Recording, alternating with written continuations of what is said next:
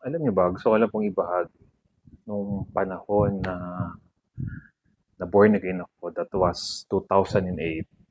At mula noon hanggang ngayon, ang laging patuloy na pinapaalala, sinasabi sa akin ng mga pastor,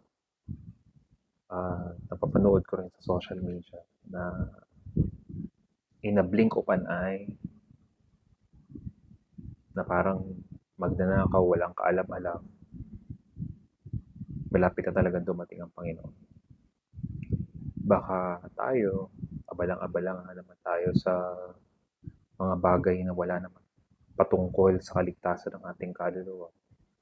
Baka tayo wala nang ibang inisip, paano mababayaran ang utang, paano kikita ng malaki, paano ito, paano yung ganyan. Ang dami nating iniisip.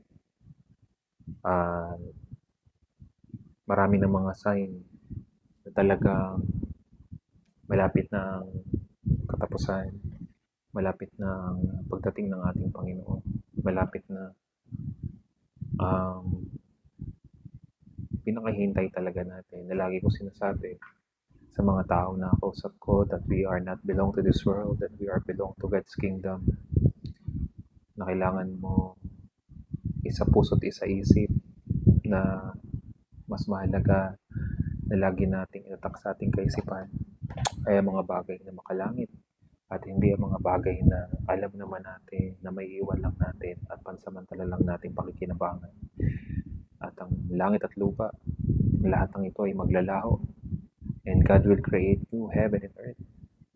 Alam mo yun, ano yung patunay na talagang malapit na ang wakas?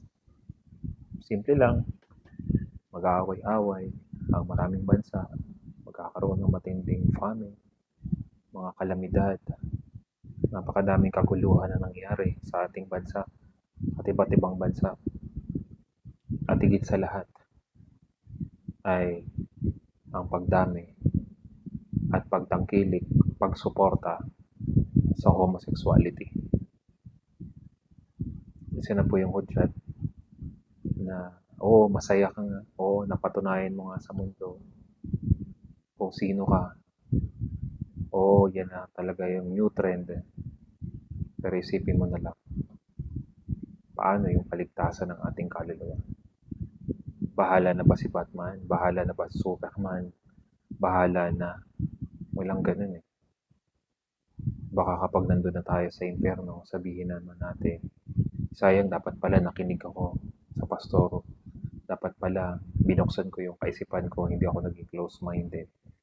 Baka sakaling wala ako sa impyerno ito. Sana, mga ka-heartmate, sa lahat ng makakapanood po nito, pag-isipan po natin at baka dumating yung panahon. Yun pala, huli na pala ang lahat. God bless everyone.